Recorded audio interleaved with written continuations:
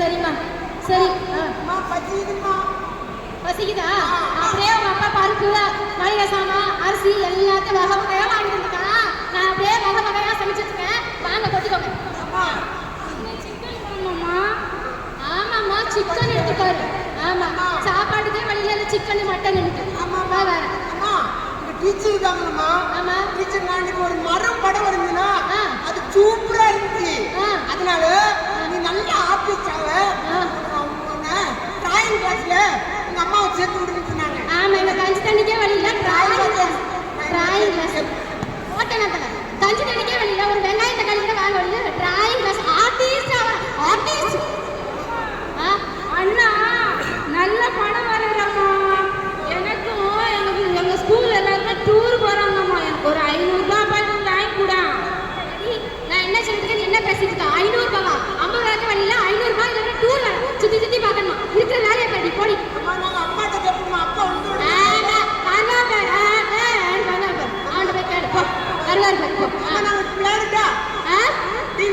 TV பாரு. அவர் வந்தோடனே உங்களையும் நல்லா அடிச்சு உழைப்பாரு. அந்த டிவியை நல்லா அடிச்சு உழைப்பாரு.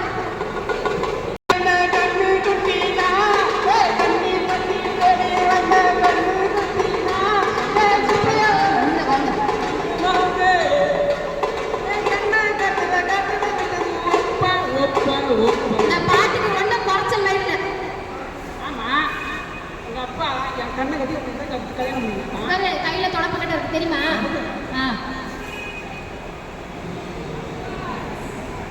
டிவி பாக்குறாங்க.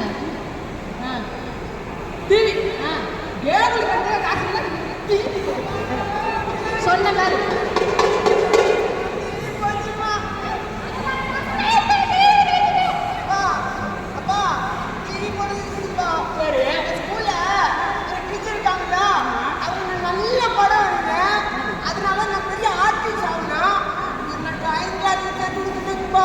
படமும் வரையணும் ஒன்றும் வரையணும்னா வேலைக்கு போனாங்க.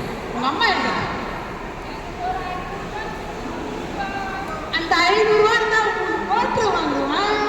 ஒரு சிக்கன் பக்கோடா ஒரு 50 கிராம் சிக்கன் வாங்குவேன். தண்ணி வாங்குவேன். இதுக்கே வரீங்க 500 ரூபா. சிக்கன் பக்கோடாவா? சிக்கன் பக்கோடா பசங்க ஸ்கூலுக்கு போக வழியில சாப்பாட்டு வழியிலன்னு பேசிட்டு சிக்கன் பக்கோடா வாங்கணுமா குவார்டர் வாங்கணும். எனக்கு ஏன் பிரச்சனை? ரொம்ப பிரச்சனை. இந்த மாதிரி நிறைய வீடுகள்ல பெற்றோர்கள் இது மாதிரி இருக்காங்க. குழந்தைகளோட நிறைய கனவுகளோட ஸ்கூல்ல இருந்து வீட்டுக்கு போறாங்க. ஆமா ஆனா நிறைய கனவுகள் வந்து சுக்குநூறாக்கப்படுது. அதுக்கு காரணம் என்ன? இதுக்கு காரணம் என்ன? குடிங்கிற ஒரு நோய். ஆமா பெற்றோர்கள் சரி இருந்தா ஆமா குழந்தைகள் நல்லா இருக்கும். நாம அந்த பெற்றோர்கள் தான் அந்த குழந்தைகளுடைய முதல் தலைமை. இதே என்ன தலைவர்கள் நம்ம பெற்றோரை பார்த்தா குழந்தைய படிப்பாங்க. அதனால நம்ம சமூகம் இந்த குழந்தைகளை